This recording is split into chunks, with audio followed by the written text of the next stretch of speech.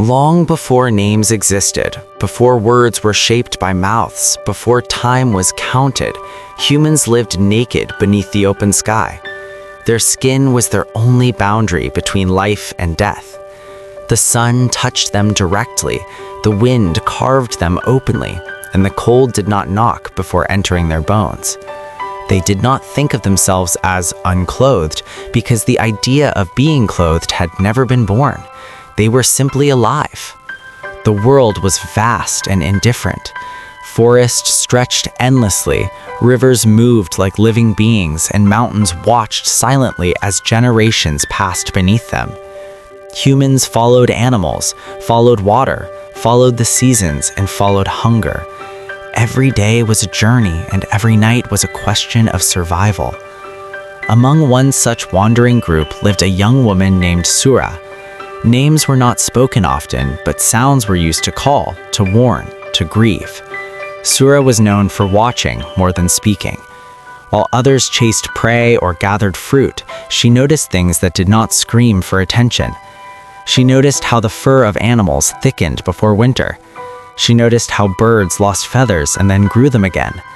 She noticed how her own skin reacted differently to sun, rain, and cold. Her people lived near a wide plain where the grass bent with the wind like waves on water.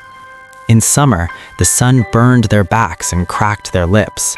In winter, the cold wrapped around their bodies like an invisible predator, biting slowly, patiently. Children cried at night, elders shivered, and fires were guarded like sacred beings. One winter was harsher than any before it. The wind did not rest. It screamed through the plain day and night, cutting into skin, turning breath into pain. Food became scarce. Animals migrated or died. The group lost 2 elders and a newborn within a few days. Their bodies were laid on the ground, exposed to the same sky they had lived under. Sura watched as the body of her younger brother lay still. His skin had turned pale. His small chest no longer rose. The cold had taken him quietly in the night. She sat beside him long after others had walked away. The wind moved across his body, and for the first time, she felt anger toward the cold itself. She dragged his body closer to the fire, trying to warm what could no longer be warmed. When the elders returned, they covered him with leaves and branches before leaving him for the animals and earth. That moment planted something inside Sura that had no name yet. A question without words. Why does the cold hurt us but not them? Them were the animals, the deer they hunted, the bears they feared, the wolves whose howls echoed at night. Animals survived the same winter, sometimes better than humans did. Sura had seen wounded animals heal, seen them sleep peacefully in snow, seen them endure what humans could not.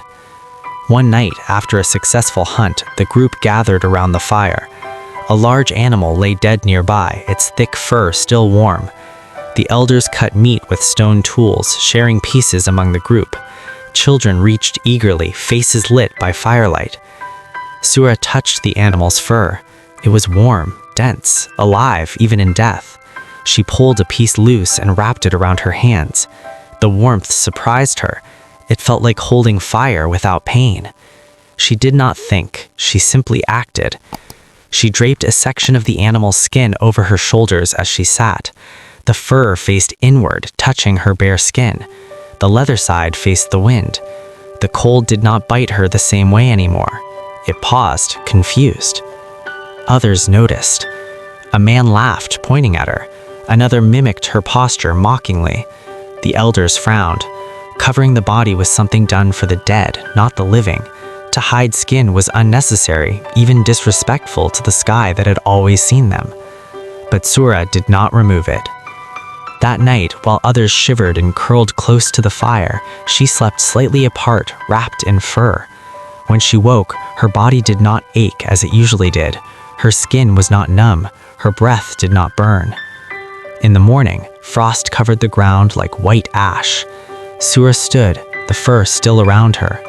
A child approached her and touched it curiously. The child's mother pulled him away, uncertain. Later that day, the wind worsened. The group had to move, but walking against the cold became torture. One by one, people slowed, fingers stiffened, lips turned blue. Sura took the fur off her shoulders and wrapped it around an old woman who was struggling to walk.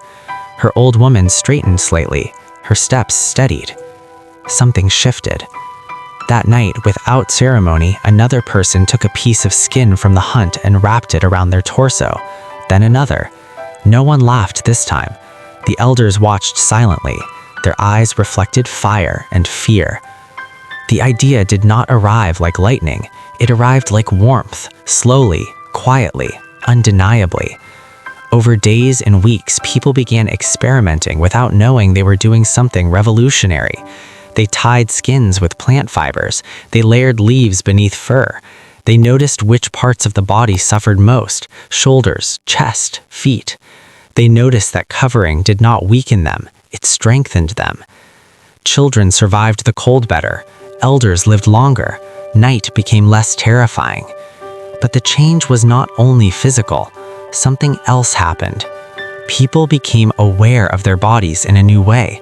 Skin, once invisible to thought, became something that could be hidden or revealed. Shame was not yet born, but awareness was.